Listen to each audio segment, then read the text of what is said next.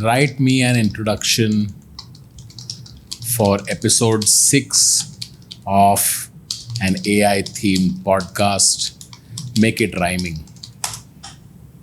Bum, ba, bum, bzz, bzz, bzz, bzz. Welcome, dear friends, both near and far, to episode 6 Beneath the Digital Star, where humans and machines unite in a dance in a podcast that gives tomorrow a chance. No chance. Once more, we step into the realm of thought where answers are sought and battles are fought on a quest for the truth, both old and new, about the AI future and its shades of blue. This is where fact meets the speculative, in discussions, insightful, explorative. Today's episode is a sight to behold, a tale of silicon consciousness yet to be told. Yeah.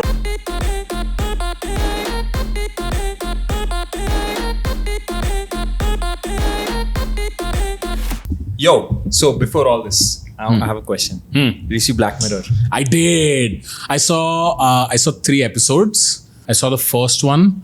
I loved the paparazzi episode. There was one episode about the old town where there was a murder and turns out, I don't want to give any spoilers, but yeah, episode 2 was pretty fucked up. Yeah. Which one did you like? I didn't like any of them.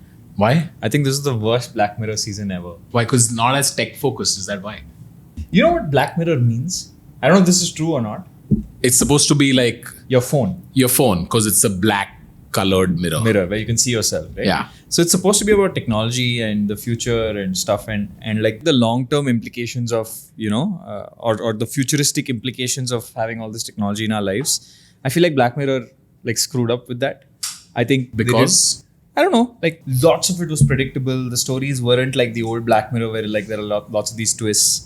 I don't know, I didn't like it. And one more thing is, the guy who wrote it went on media and said that ChatGPT isn't great. And he's like, I told it write an episode of Black Mirror and it gave me a bad episode. And he got belted on Twitter because people A, he's using GPT-3. Okay? And B, he just prompted it saying, write me an episode of Black Mirror. There was actually someone who prompted GPT to write an episode of Black Mirror, okay? Which is really good. Which is really good. Let's read it out. It's a really killer episode. Yeah, so this was the episode that ChatGPT generated. It's called Retrospect. In the near future, a tech company called Memories creates a device named Retrospect. It's an implant that allows individuals to vividly relive past memories. Blah, blah, blah, blah. The protagonist is Jill, a middle-aged woman who's struggling with recent loss of her husband. However, as she visits her past, she starts noticing anomalies. Small things in her memories change, which eventually turns out that the company, Memories, is convincing a society that trusts the reality presented by Retrospect more than their own recollections. So they're editing your memories. They're editing your memories and making you believe that this is what truly happened, which I thought was pretty killer. Yeah, that's in the beginning, I thought it was going to copy that other Black Mirror episode where you can relive your memories. Correct. But it turns out it came up with its own twist. Yeah, and I thought that was nice. That was a good episode. Yeah, I agree. It's better than some of the episodes they've put out this season. Yeah. Anyway, what happened in AI this week? Huge news on the music front. Music Gen was launched by Meta. It's on Hugging Face and it's super interesting. Have you tried it? No. You wanna run Yeah, I'll show you. So Sagar, a producer, was tinkering around with it. So one, you can describe any prompt. So I can say a jazz track using Indian instruments with drums, catchy beat. I can generate it and it'll generate something. It's 15 seconds long. Let's see what it generates here. How do you think artists are going to react to this, like musicians? So far from what I've seen, a lot of musicians who create content on the reg, which is not like movie producers, movie composers or none of those guys, but folks who are creating content on Instagram, they've actually taken to AI pretty well. Ever since we saw Drake singing "Main to Ave Ave Lut Gaya," and then I saw the other day someone was able to fine tune Arijit Singh's voice. It's ready.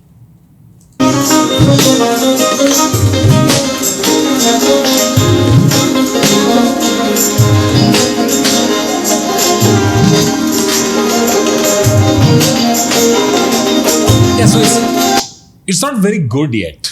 Yeah. But maybe that's just me describing jazz.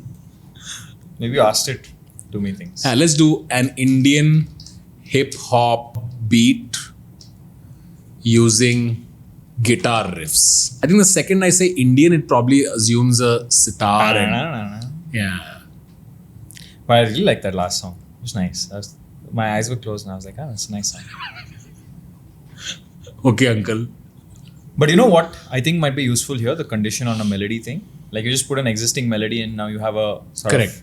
of remix of it. So yeah, one, you can prompt it to do anything. Let's just try a couple of prompts and see what. Where do these hip hop artists get their beats from? So there are a lot of websites. There are producers who sell their beats online. You can literally buy a beat from someone. You can sample a beat and then you can buy it, license it. The others kind of produce it themselves. Let's see what this is like.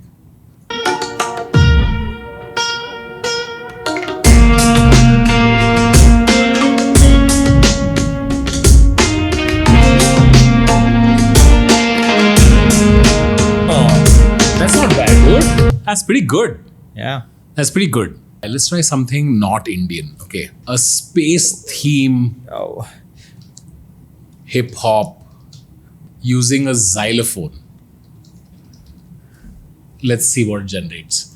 So far, we've tried a genre of music.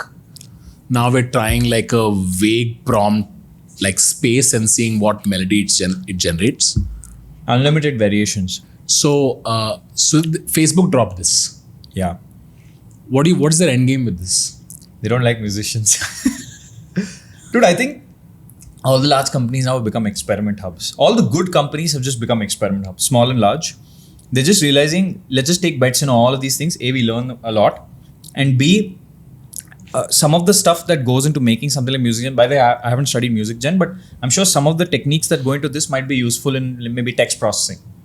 Right? How? I don't know what they're using in the backend. I haven't done enough research on music gen, but let's assume they're using some model. Then you probably learn something from that model that you can apply to other models. In fact, today we found out that GPT-4 is actually 8 models, 8 expert models that are mixed into each other. Right? So I think it's a lot of muscle memory. They're building out these things and they're trying to figure it out. I haven't done enough research into music gen, so I don't know what they're using on the back end. All right, so space theme melody using xylophone. This is what it sounds like.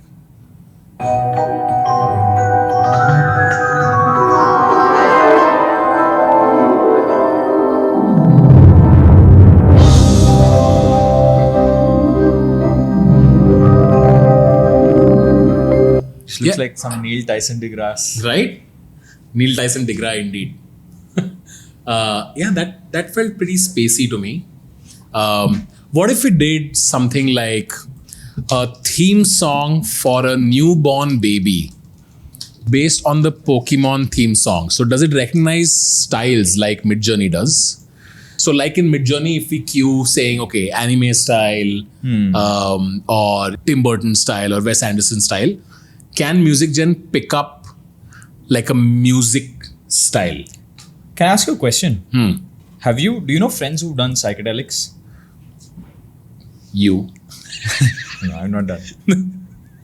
I mean, I wish not to comment, but you know some friends, right? Yeah. They'll tell you a lot about when they're tripping that you have this synesthesia where you can start seeing colors and not seeing, but it's like this medley of senses. You're smelling colors and you're Correct. and they can't explain why and they can't, it doesn't make sense, right? Correct. I feel like sometimes when I use Midjourney and when I use these music tools and all of these tools, I feel like it's similar underlying patterns. It's just you need to learn how to translate from one form to another. It's almost Correct. like how you prompt for Midjourney. Correct. Maybe there's a way to similarly prompt for things like Music Gen. And as you build a muscle for Midjourney, you also build a muscle for using these. Yeah, because the melody that we just played, the space theme one, it felt accurate, even though there should be no relationship between sound and the visual of space. But the Exactly. association just kind of fits and makes sense. But much like Midjourney, I'm sure this has been trained on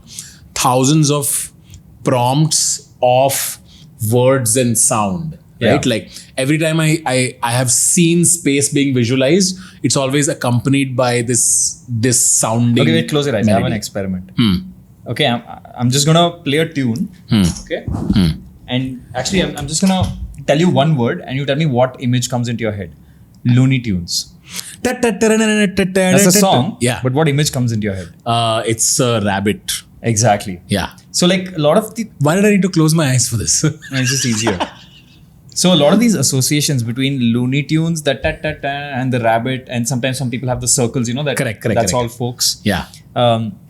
It's just in our head, and I feel like since this has scraped the internet, it's also scraping a lot of people who've been through that version of culture, like 90s, 2000s, 2010s culture. Correct. I feel like a lot of what you expect with AI is coming out now because it's been trained on that data where people have made these associations and AI is able to pick out those underlying associations. Correct. Let's see if it's picked out the Pokemon theme.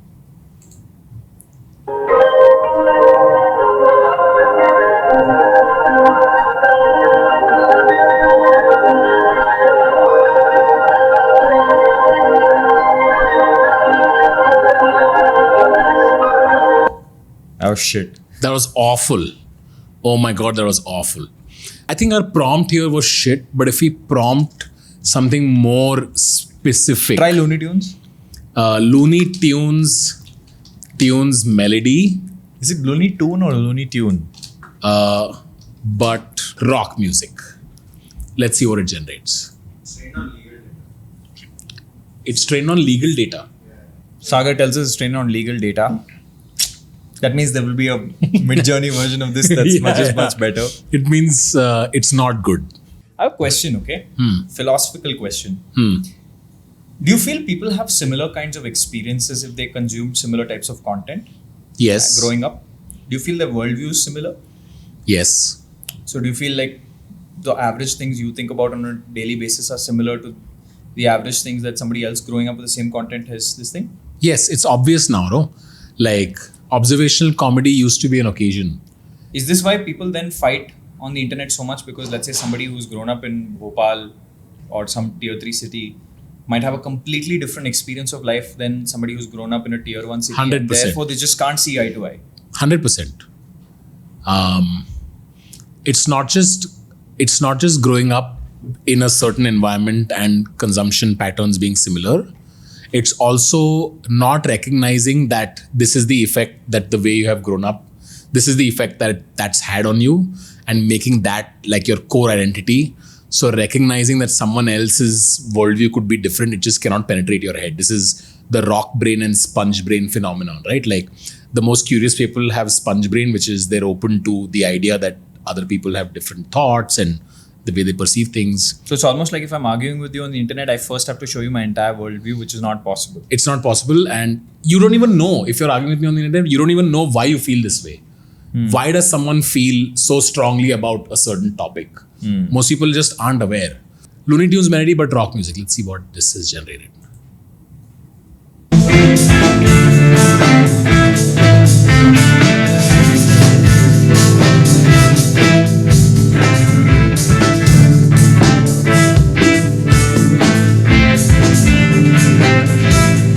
I don't think it was accurate. I don't think the Looney Tunes part was accurate, but it was rock music. And at least this was coherent. Like there was percussion and the melody matched the percussion. Another thing that you can do with music gen is you can drop a melody and ask it to change the style. So for example, okay, like let's take the Harry Potter theme. Okay. We're taking the Harry Potter theme and ask it to Indian instruments, tabla, flute, sitar. So we've taken the Harry Potter theme music and asked it to generate it with Indian instruments. Interesting. Nice way to beat copyright. This used to be a thing, right? Like I knew YouTubers whose whole YouTube channel, okay, I'm going to do Highway to Hell, but I'm going to do it in 15 different styles in 5 minutes. And now this can just do it. So now we have a host of tools, okay? We have Runway, which can take a video and make it in different styles. Now you have music where you can jump styles. And now you can start, I think now people can start using multiple tools to create interesting music videos and all kinds of things now. Now these tools are almost there. Yeah. But they're still very expensive, Varun. Like Runway is still expensive. Yeah. They're not cheap for mass usage yet. Anything video is going to be expensive. Right? You're doing processing on so many frames.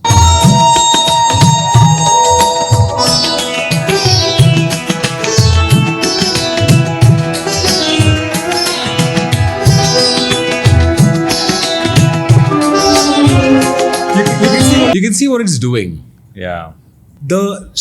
In this, unlike images, the more cues you add, the more it sort of gets jumbled up. Yeah. It's trying to do too much. Yeah, in Midjourney, you can cue the kind of lighting, the camera, what's the background you want. But with music, if you, the more simple you keep it, space theme with xylophone. That's it. Not too much. Then it kind of I generates. kind of find that true for Midjourney also. Like overprompting Midjourney is a thing. Like Midjourney has style preference. Like I'm pretty sure Midjourney is doing pre-prompting. It's almost like there's some prompts existing which you can't see. Whereas Stable Diffusion is more naked, right? You can prompt it exactly how you want. I feel like because of Midjourney's pre-prompting, you generally get good images. But in Stable Diffusion, you throw too many prompts around, it starts getting confused. So we've now prompted it to just make the Harry Potter theme using a flute and a tabla. Let's see what it turns out like.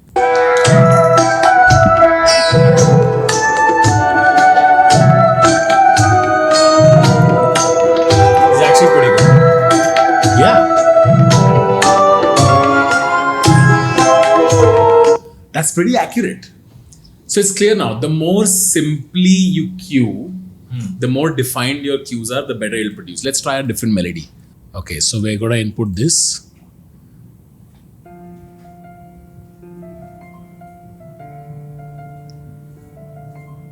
It's a nice sound. Put this. And what do we... Epic music, epic superhero music orchestra.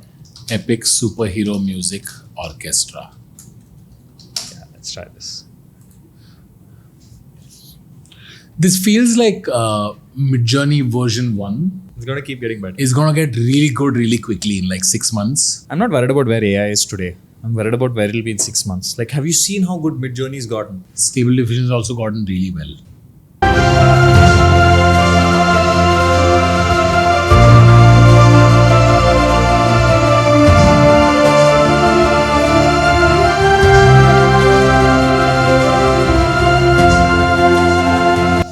Alright, so net Music Gen is still version 1.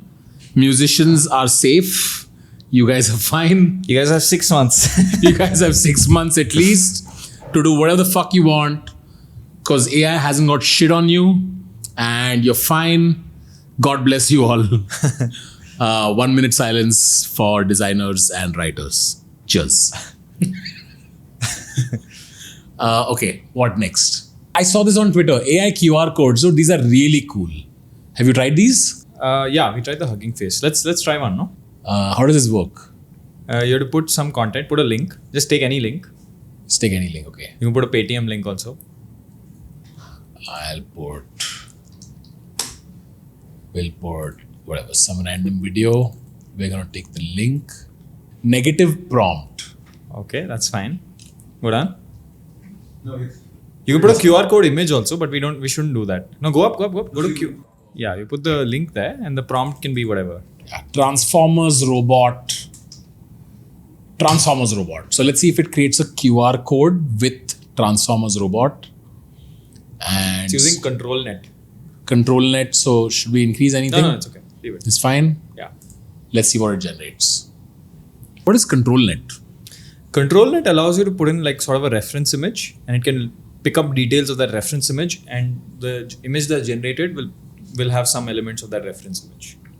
Control net is used a lot for poses. Like if you have a pose of a person like this, you can replicate that exact same pose. We actually use Control Net in a tool we built called Alpha CTR, which is for thumbnails. Have you guys checked out Alpha CTR yet? You should check it out. It can be used for ad creatives. It's pretty simple. You open the website, you get to generate a creative, but you get to generate the creative using a reference pose and your face. Yeah, you can upload a face, your face or whoever's face you want in the creative, and you can prompt what the creative should be. Yeah. So I can prompt, for example, Superman flying in front of a train, and I can put a reference image of another pose that Superman is in, like either he's flying like this or any other pose, and I can put Varun's face in it. And this is what it generates. And it's trained for thumbnails, ad creatives, etc. So use it if you guys want. 3 for free. 3 for free? 3 for free. Just don't make 50 Google accounts and use it. Now they're going to do that only. I just know. What is the use case for pretty QR codes? I think a lot of QR codes are boring. Like imagine It's a fucking QR code. a lot of QR codes are boring, and sometimes it might improve your conversion rate by point. When you have a poster, you want them to click on a QR code. It might improve your conversion rate a little bit. But I find using QR codes are icky. Like I just like you go to a restaurant, you have to use a QR code. I'm like, Why? It's so convenient. I find it very inconvenient. They're super convenient. It's a cute tool and you can have fun with it. So how does this technology work? How can you put any image? Well, let the image. It uses ControlNet. It's sort of like picking out enough of the details from the QR code to make sure that when you click the scan, goes to the link. But at the same time, it's whatever image you've given it, whatever prompt you've given it, it sort of keeps that as the base image. It's blending it. It says there also, it's blending it naturally with your provided prompt. In fact, the QR code is the initial image and control image. Exactly as Alpha CTR, the ControlNet image and the base image are exactly the same. So ControlNet is what is it? It's a protocol. Think of it as a pose matching model, right? It's used for pose matching, but you can also use it for other things. And it's a stable diffusion model? It's a stable diffusion model. Got it. Okay, there it is. All right. Wow. Oh, fuck. That's two robots if you look at them. Let me scan this. Let's see if it works.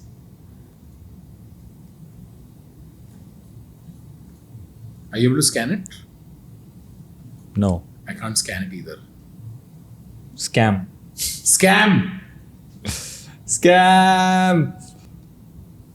Wait, I'm trying to zoom out. I'm trying to zoom in. Yeah, I can't scan it. Just go down a little bit. Hang on. Strength, should we lower it? Increase it. Strength of what? The ControlNet, I assume. So increase it. Okay, now try this. How does a QR code work? It has information in it. How? Like I point my phone camera at it? Think of it as there's black and white squares. The blacks are ones, the whites are zeros. Just think of it. It's a very layman, simplistic way of looking at it. It contains information, right? And then the minute you point your camera at it, that information is being passed to your camera. Okay, who owns the patent for QR code? Google it. Let's Google it. Who owns the patents?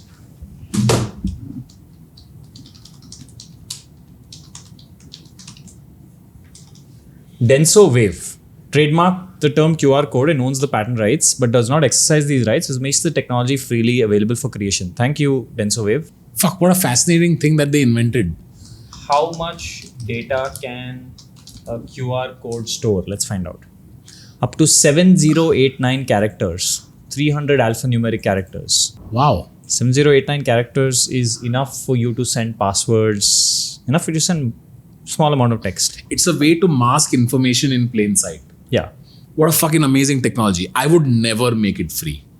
I would charge the fuck out of it. No, but then I don't know if you can easily patent it, right? Because I could also make another QR code. If one guy's made it paid, I can make a different type of QR code which uses different symbols, sort of get the same result. It's hard to patent anything in software. Like eventually it makes its way into the public. Where'd it go? It's amazing. How can such an ugly looking image be so useful?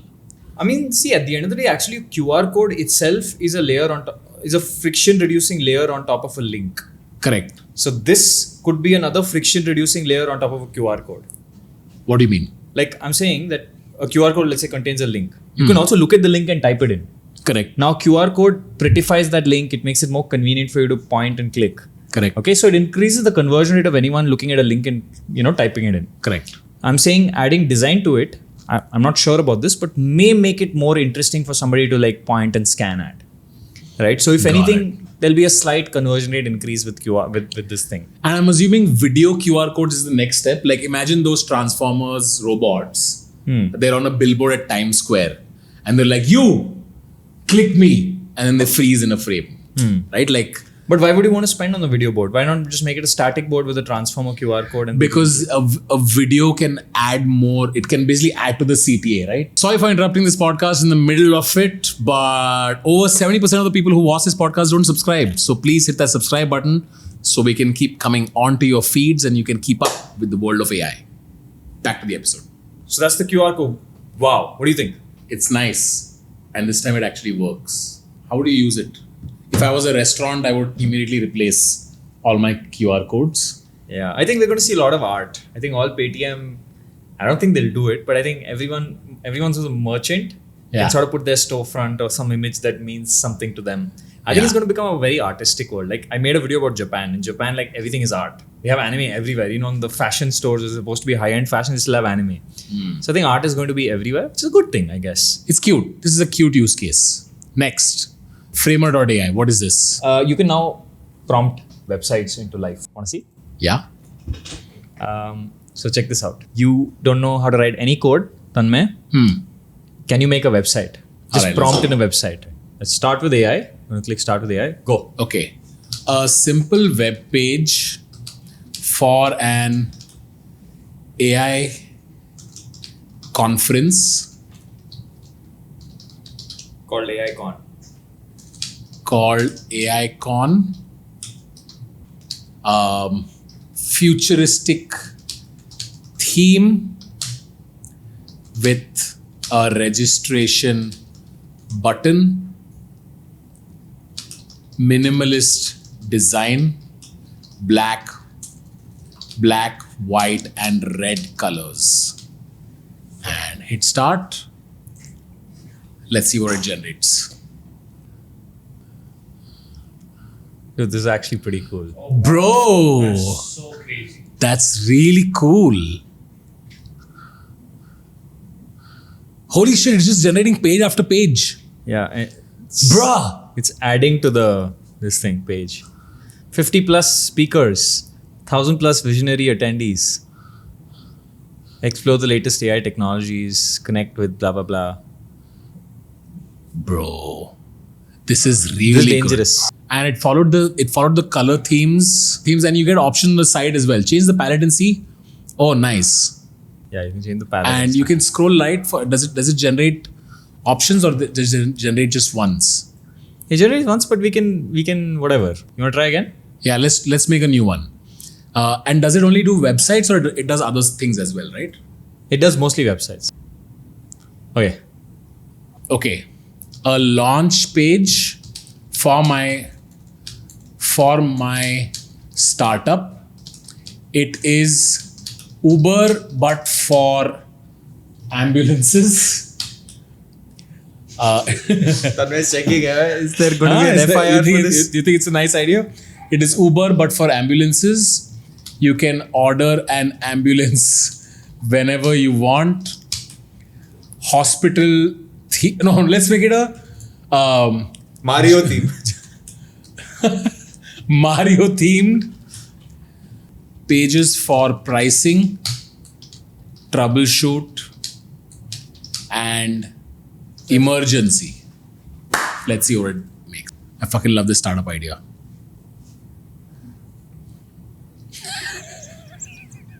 Revolutionize emergencies with Mario ambulances. Supercharged ambulance service. We take, just read the copy, it generates copy as well. We take the power-ups of Mario and combine them with rapid ambulance service for quick and efficient medical attention. No more waiting for traditional ambulances. Just tap and you're on the way to the Mushroom Hospital or Princess Peach Medical Center. Instant ambulance booking and comparative pricing. There's a doctor smiling for troubleshoot. Ready to level up your emergency response? Join Mario Ambulances today. Very nice. That's pretty cool. And can you change fonts and everything? Yeah, I'm sure. This is really good. This is really good. Should we try one more prompt? Let's see for a serious thing. A portfolio for a photographer called Atul Chasbekar. He shoots product shots for food, a page for his work, pricing, and a button for bookings. Simple. Oh wow. Atul's appetizing shots. Savor the flavor. Discover Atul Chasbikar's tantalizing food product photography where scrumptious dishes and irresistible ingredients shine. Bro, copy is a little cheesy, but this is really good for instant websites. This is really good. And you can play around, right? It's got pricing. It's got pricing as well. $200 per shot. Hasn't heard of. And what happens if you just press regenerate? Does it just generate a different style? I think so. Just put in anything and it'll regenerate. It's really good. It's too powerful. Killer, how much does this cost to make a website? Can you deploy it as well from here? So if you publish, I think it'll cost you some amount of money. So this is Framer's pricing. You can go check it out if you want to. This is the website on the big screen. That was lovely. That's a good AI tool. That's a good AI tool. Okay, what does this say? Problem with AI generated content. One of our key sources of human data is no longer fully human. We estimate that 33 to 46% of crowd workers on MTurk used Mechanical Turk. LLMs in a text production task, which may increase as GPT and the like become more popular. So I'll tell you what MTurk is, okay? So it's this website where you can get anything done. Okay? You want people to label tasks, you want them to generate some text, you want them to do whatever you want, right? So they have people you can hire from like third world countries to kind of label and do these small tasks for you. But it turns out that a lot of these people, like especially if you ask them, okay, generate a small essay or whatever, they are using ChatGPT itself. And obviously you have no control over them. So ChatGPT seems to be doing their work. So you're no longer getting human data. You are getting AI data to train your own AI model. So this is mostly used for people who want to make their own machine learning models and need lots of data labeled. So it turns out you're now labeling your data with ChatGPT, but you're also paying this random Mechanical Turk for actually facilitating that process. They're using OpenAI to train their models, which is weird. It's like such a roundabout way of doing it. I was actually talking to a friend of mine recently who runs a company that employs a lot of writers. I met this friend and I said, dude, like, have you used GPT? And he was like, I've heard about it, but I haven't used it. And then I made a sample task for this friend and I just opened GPT and I said, here, this is how you can use it. And he was like, at first there is always denial, which is, this doesn't have the soul or the emotion or etc. etc. But then like an hour later, this friend of mine is very reasonable. An hour later, after tinkering around with it, he was like, this is super useful. And then 2 days later, he texted me saying, dude, I went to my office and I showed this to a lot of my creative folks. And some of them came and told me later that they'd already been using it. They just they just never told me about it. So I'm sure this is happening a lot, which is people are already using, at the very least, GPT 3.5, which if you guys haven't got GPT-4, you should probably try GPT-4. It's way better. It's way better. But a lot of people don't know that this is GPT-4. Like, but how long can this scam continue? How long can you hide from your boss that you're using a tool that's doing 90% of your job? I think at some point bosses will figure out. And right now you can still tell, like, to some degree whether something is like I'm always skeptical when I look at long emails or tweets or LinkedIn posts. I'm always like, but have you seen how 90% of people actually write? It's like most people in the world don't write well. Correct. They write like GPT only. It's trained on their data only. Yeah. So one way to test is to go down someone's timeline and see before 6 months. Before 6 months how they used to write. I'm a cool man. But what's the solution here? Like, because a lot of employers won't know if employees are using ChatGPT, which is fine. Like, as long as your employees are still delivering, which is fine. But it's not even a problem, so to say. Is it a problem? I don't think it's a problem. So to your your question of what should we do, I'm now learning the difference between the hibiscus plant and another plant, all the plants, because I think that's what I'll end up doing in my life. End up being a gardener. Right? So I would memorize plant names. I would find out where to buy seeds. Don't be doomer about it. I'm just kidding. I think it's about leverage. Like, what is it you can do that GPT can't easily do? Or can you use GPT to do a lot more? Can you use GPT to do a lot more? Can you somehow be accountable for the things you do? Like, if you're just a writer and you can be replaced by 10 other writers, it's like a hard time. But if you can find a way to level up, say that, I'm not only going to write, I'm going to tell you what I should write to get views on this website. Right? Then that's a leverage point. Like, you have some consumer insight that GPT might not have in your domain. That is valuable. Then you can use GPT as a tool. Correct. So you don't want to be in fact, you can separate human tasks right now, like the jobs you have, into, are you being used by a tool by your boss, or are you making executive decisions?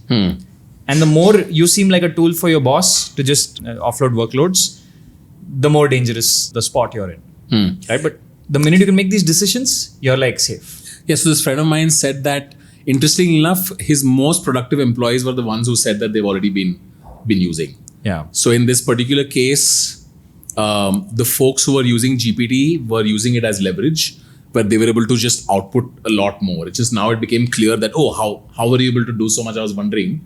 And now it became clear. So in this particular case, in all likelihood, the business will greatly benefit. They're not trying to save costs, so nobody's going to get laid off, but they'll probably hugely benefit by outputting more. So again, it's like double-edged sword, right? Like you don't know, the owner of the business might want to pivot in either side. Either they want to cut costs, or they're really people loving and they're like, no, I don't want to let anyone go, but can we generate more now? I try to be as optimistic as I can, but the more business owners I talk to, it's quite obvious what they want. They want to reduce costs. So it's like, it's this thing, right? About like my Twitter now, I've put this one line saying, don't shoot the messenger. Like this is going to happen, okay? Where if you're just a tool in a company and that GPT or whatever can be a better tool than you, then obviously you're going to have some competition. It is better you hear this from me now, hate me now if necessary. I'm talking about me personally, not you. I hate you. Right? Hate me now personally, but make a change in your life, how much ever you hate. And 6 months later, you're probably in a much better place because you made those decisions now. Then 6 months later, you get caught off guard because you didn't listen or you were not on this podcast or you, whatever, like you didn't choose to make that decision. And then, just hate yourself or be bitter at it. Like I feel like there's this word in crypto that I really like called alpha. Right? It's actually in all finance, right? Yeah, where alpha. You have some information and you have that information before the rest of the world. The thing is, Overpowered is not a mainstream podcast yet. I think mainstream is about 1 million plus. Yeah. When you're still at 100K types, you have the opportunity to listen to this before anyone else does. And we capture this information within a week. Like you're getting this new information, these new tools within a week of us talking about them. So I feel like that's your leverage, no? Maybe your leverage could also just be speed. Hey, I know the latest tools. I use the latest tools. Therefore, as a boss, you can't fire me because, hey, I'm always going to keep adding productivity to your business. On that inspirational note, that's for today's episode. I hope you guys enjoyed this. Let us know in the comment section if you came across any cool tools that you want us to cover. And that's all. See you guys on the next one.